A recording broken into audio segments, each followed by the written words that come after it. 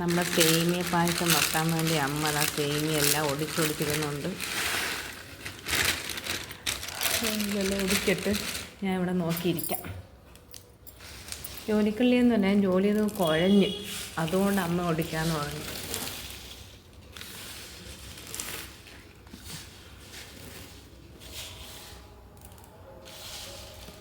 ഒരു പാക്കറ്റ് വേണം. ഒരു പാക്കറ്റ് എടുത്താണ് നമ്മൾ പായസം ആക്കുന്നത്. അതിന് ഇനി അടുപ്പിലാണ് വെക്കുന്നത്. ഇനി അടുപ്പ് കത്തിക്കാം. പായസമൊക്കെ ഉള്ള അടുപ്പൊക്കെ നല്ലോണം തീ കത്തി തുടങ്ങിയിട്ടുണ്ട്.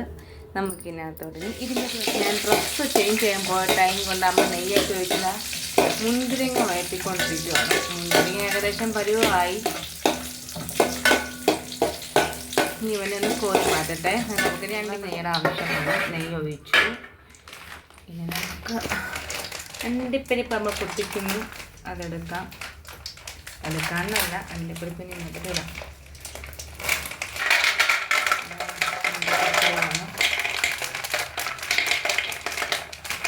നല്ല ചൂടായ നെയ്യിലോട്ടാണ് അണ്ടിപ്പരിപ്പ് ഇടുന്നത്.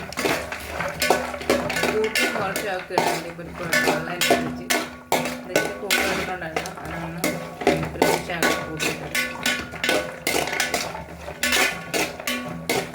ഇങ്ങനെ വന്ന് മൂപ്പിച്ചെടുക്കാം.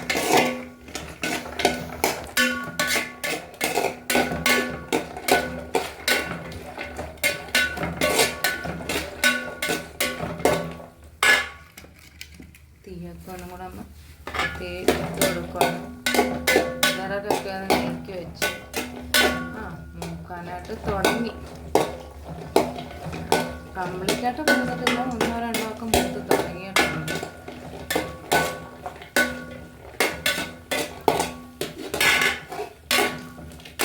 സഹായിക്കണം.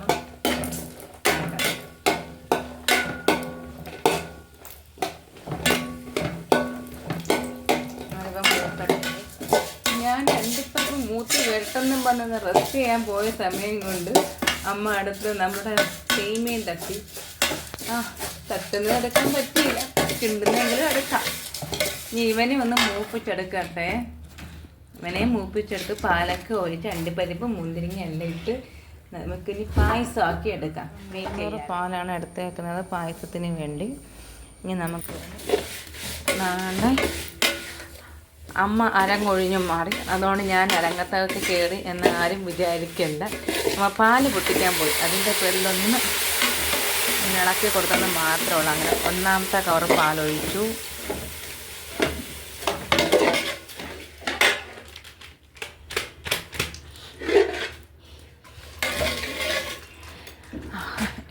പങ്ങിനെ കാണാം എൻ്റെ ഓമനാളി മധുര സൂര്യൻ വെറുതെ എന്തിനാണ് കൂടാത്ത പാട്ടൊക്കെ പാടി ബോറാക്കുന്നില്ലേ അമ്മച്ചി?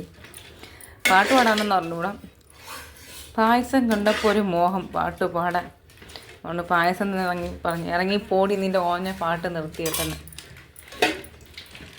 2ാമത്തെ കവർ പാലും അങ്ങനെ ഒഴിക്കാൻ പോകുന്നു. പാൽ എന്ന് പറയാൻ പറ്റില്ല, പാൽ കട്ട. ഫീസറിനകത്താണ് ഇരുന്നത്, കട്ടിയായിപ്പോയി. ഇനിയിപ്പോൾ കുഴപ്പമില്ല, ഇതിനകത്തിരുന്ന് ഒരുക്കി ശരിയായിക്കോളും. എന്നെ വിടടാ എന്ന് പാല് കവറിൻ്റെ പാല് പറയുന്നു. അമ്മയും പാല് കവറും കൂടെ യുദ്ധം നടക്കുന്നു. നടക്കുവോ യുദ്ധം?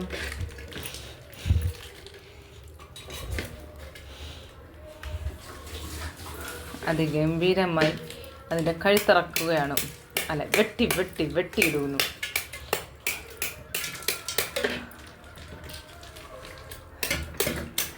നമുക്കന്നത്തേക്ക് ഇവനെ ഒന്ന് അടിച്ചു പിടിക്കാതിരിക്കാൻ വേണ്ടി ഇളക്കി കൊടുക്കാം.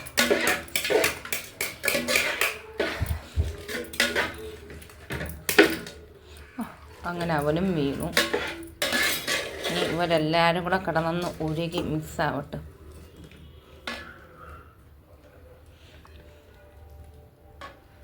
പ്ലാസ്റ്റിക് കവറുണ്ടോ എന്ന് നോക്കിയത് ഉണ്ട്, പക്ഷെ അതിനകത്തോട്ട് ആയിരിക്കണ്ടോ.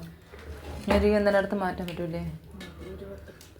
ഇനി ഇവൻ ഇതിനകത്തുനിന്ന് കടന്നൊന്ന് മെൽറ്റായി വന്നാൽ മാത്രമേ നമുക്ക് അവനെടുത്ത് മാറ്റാൻ പറ്റൂ.